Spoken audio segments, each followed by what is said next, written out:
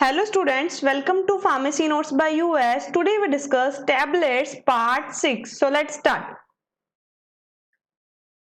तो स्टूडेंट्स अभी तक अपन ने बात कर ली है कि टैबलेट क्या होती है, उसकी डेफिनेशन, उसके एडवांटेज, सम डिसएडवांटेजेस, आइडियल प्रॉपर्टी क्या क्या होनी चाहिए किसी भी टैबलेट को बनाते समय, कितने तरीके की टैबलेट्स होती हैं अकॉर्डिंग टू अगर अपन उसको इंजेस्ट कर रहे हैं तो उसमें मैंने आपको 4 तरीके की टैबलेट्स बताई थी।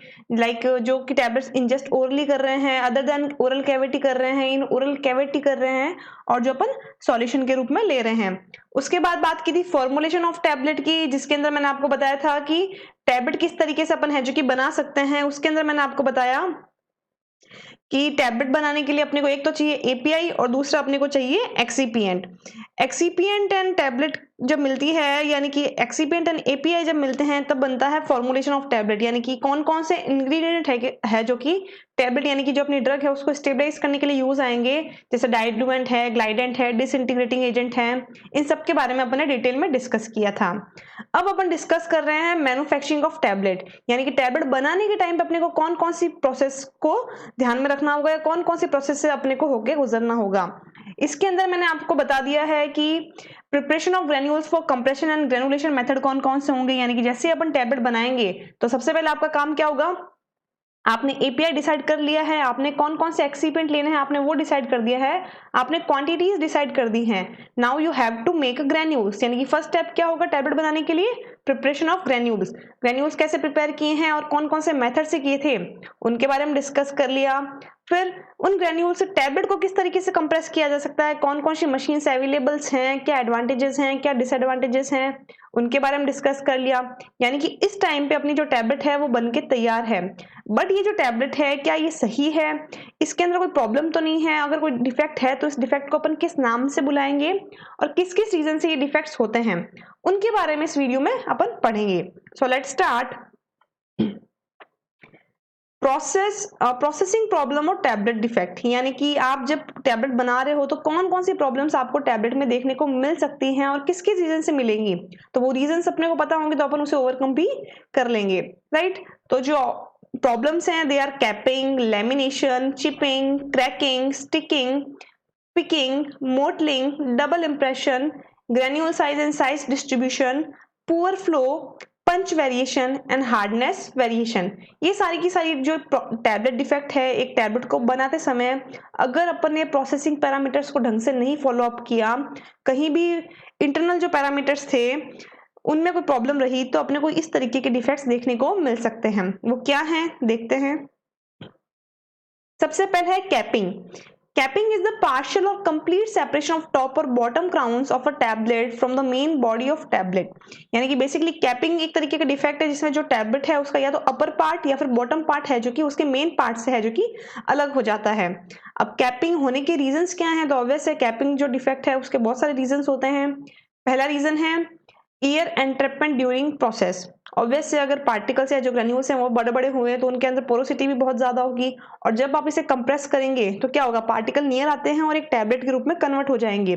बट उस दौरान अगर कंप्रेशन सही से नहीं हुआ और अगर उसके अंदर बीच में ज्यादा एयर रह गई तो अगर थोड़ा सा भी उसके ऊपर फ्रेजाइल वो होगा या थोड़ा सा भी अगर अपन उसके ऊपर प्रेशर लगाएंगे तो मे भी पॉसिबल है कि वो है जो कि उसके ऊपर या नीचे वाली लेयर है जो कि टूट जाए। तो पहला है एयर एंट्रैपमेंट।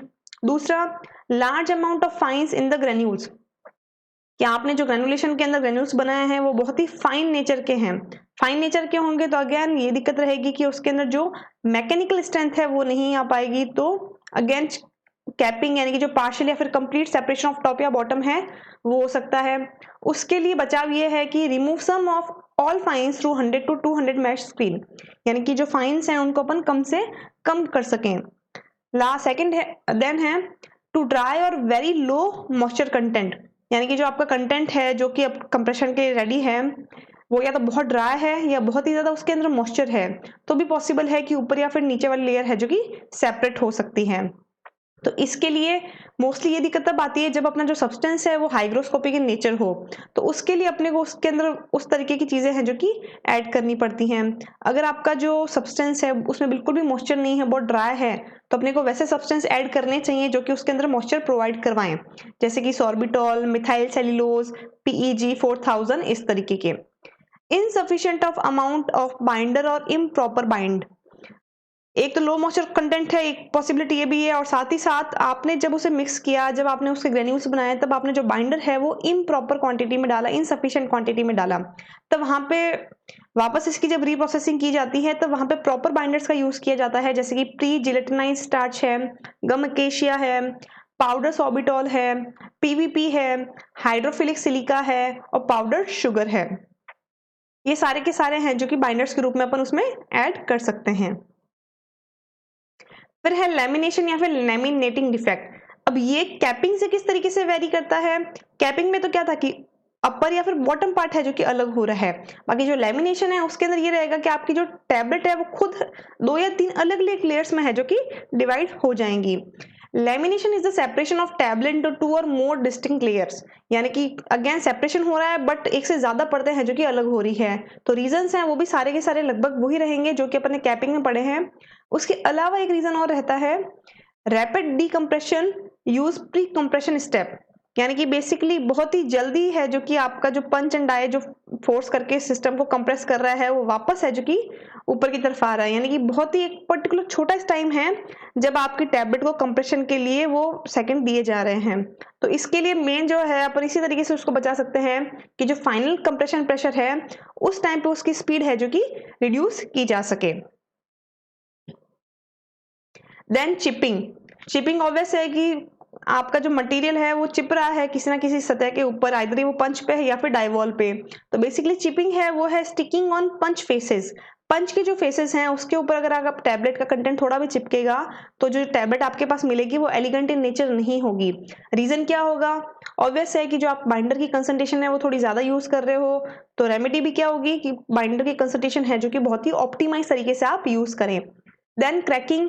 क्रैकिंग बेसिकली आपकी जो टैबलेट्स हैं वो इस तरीके से क्रैक हो जाएंगी, और रीजन ये रहेगा कि आप बहुत ही ज्यादा लार्ज पार्टिकल्स यूज कर रहे हो, और लार्ज पार्टिकल्स अगर यूज कर रहे हैं तो अगेन उसके बीच में कुछ पोरोसिटी होगी, स्पेस होगी, तब जब आप उसे कंप्रेस करोगे तब एक बार तो वो कंप्रेस हो जाएगी, बट जैसे ही उसे कुछ है जो कि ट्रेवलिंग के अंदर या फिर इस तरीके से एक जगह से दूसरी जगह वो ट्रांसफर होगी और उसके ऊपर कुछ प्रेशर लगेगा, it will crack. Then sticking and filming.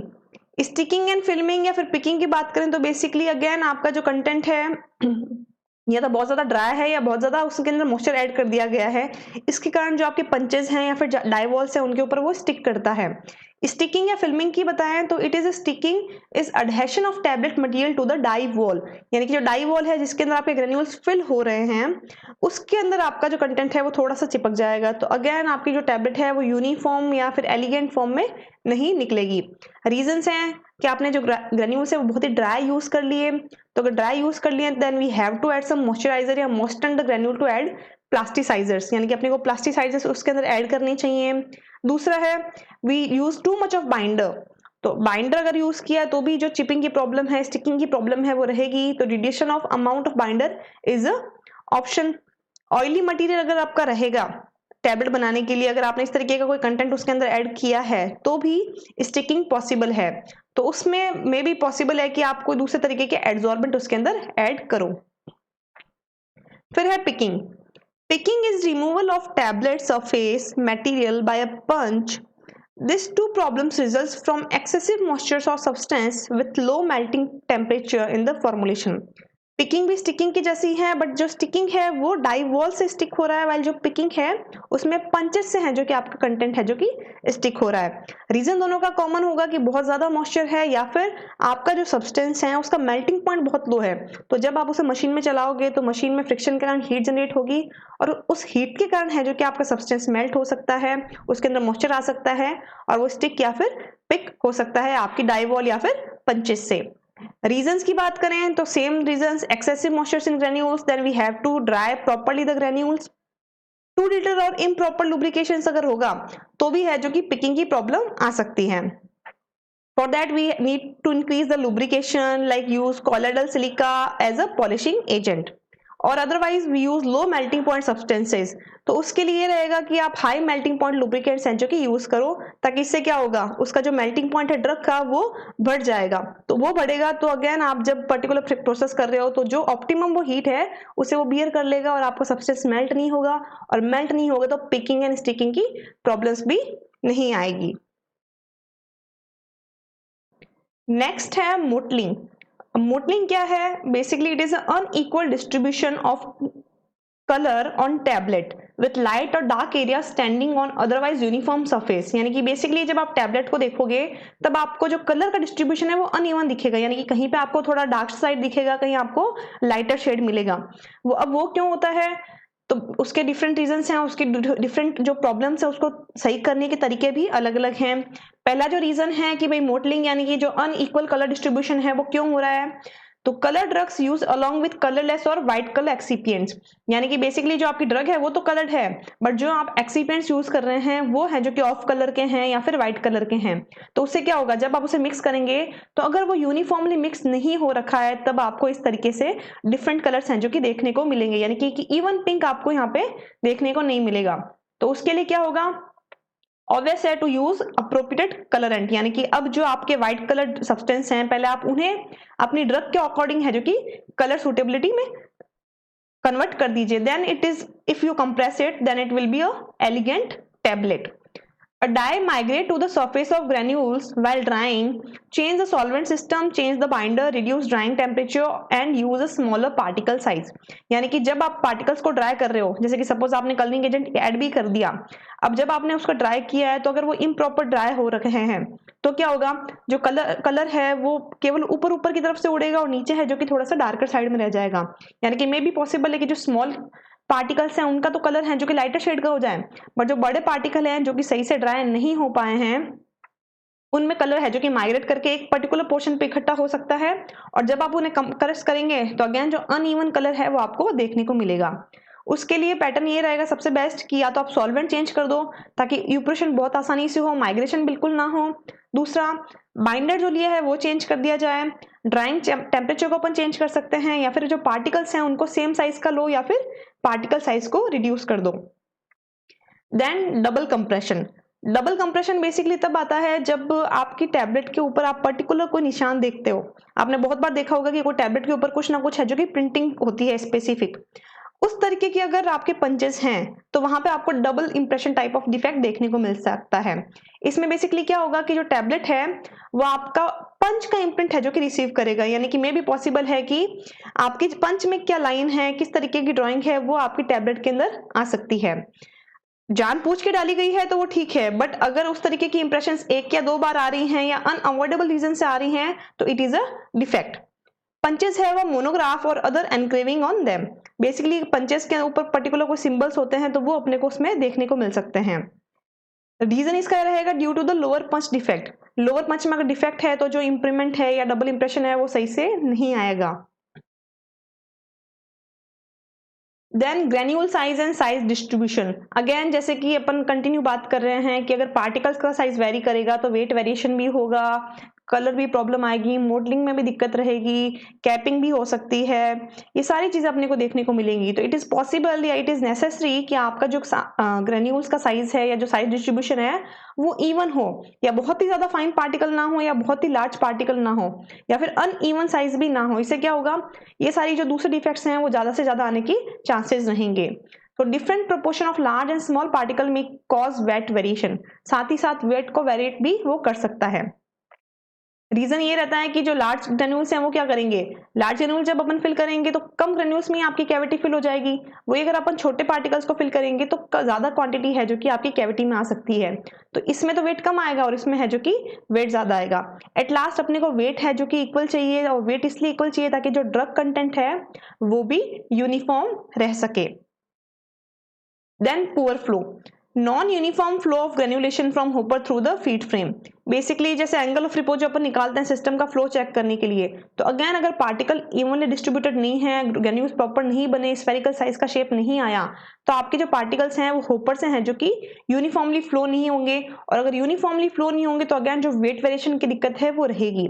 इसे ओवरकम करने के लिए अपने को जो ग्लाइडेंट है वो प्रॉपर कंसंट्रेशन में यूज करना पड़ता है, और कभी कभार अगर आपने सही ग्लाइडेंट यूज नहीं किया या सही कंसंट्रेशन यूज नहीं की तभी आपको फ्लो प्रॉब्लम्स देखने को मिल सकती हैं। So for reason no or low concentration of glidant is used for to query that particular thing, we used to add talcum or talc or colloidal silica which improve the flow property of that particular substance. फिर बात करते हैं पंच variation की। When lower punch are unequal in length. अब जैसे lower पंच अगर unequal in length है तो अगेन आपके टैबलेट पे ऊपर पर्टिकुलर वो कंप्रेशन फोर्स नहीं लगेगा और आपकी टैबलेट है जो कि उतनी है जो कि हार्ड नहीं बन पाएगी, तो it is also a type of defect. Hardness variation, मामूली सा फर्क रहता है और मामूली से फर्क से भी है जो कि आपकी टैबलेट अगर प्रॉपर्ली कंप्रेस नहीं होंगी तो डबल इंप्रेशन, इस तरीके के प्रॉब्लम्स उसमें देखने को मिल सकते हैं। Then hardness variation depend on weight of material, space between the upper and lower punch at the moment of compression। यानी कि बेसिकली जो हार्ड वेरिएशन है वो अपन उसको एडजस्ट भी कर सकते हैं, उसके एडजस्टर्स भी आते हैं, बट आपका उसके अंदर कंटेंट कितना है ये भी इंपॉर्टेंट है। कंटेंट ज्यादा होगा तो फोर्स है जो कि उस हिसाब से लगेगा, कंटेंट कम होगा तो उस हिसाब से लगेगा। तो बेसिकली आपकी जो अपर एंड लोअर पंच में स्पेस कितना है at the time of compression, उस पर डिपेंड करता है कि आपकी टैबलेट कितनी कंप्रेस होगी और कितना उसका वेट होगा। रीजन बेसिकली इसका यही रहेगा, वॉल्यूम ऑफ मटेरियल और the distance between the punches very. आप उसको कितना वेरी करते हो, आप कितना वॉल्यूम डालते हो, उसके हिसाब से उसकी थिकनेस भी वेरी करेगी और उसकी हार्डनेस भी वेरी करेगी। तो स्टूडेंट्स आज अपन इतना ही पढ़ेंगे। नेक्स्ट क्लास में मैं बात करूंगी कि जो भी अपन टैबलेट्स बना रहे हैं इसके अंदर अपन कौन कौन से इक्विपमेंट्स यूज कर सकते हैं। अभी तो केवल और केवल मैंने उन इक्विपमेंट्स के बारे में बात की है जो टैबलेट पंच करने के लिए काम आते हैं, बट वेट ग्रेनुलेशन बना रहे हैं अपन की कुछ प्रोसेसिंग कर रहे हैं, उन प्रोसेसिंग में कौन कौन से इक्विपमेंट्स आ रहे हैं उनके बारे में अपन नेक्स्ट क्लास में डिस्कस करेंगे। I hope you understand and enjoy the video. Please like, share and subscribe and don't forget to press the bell icon. Thank you.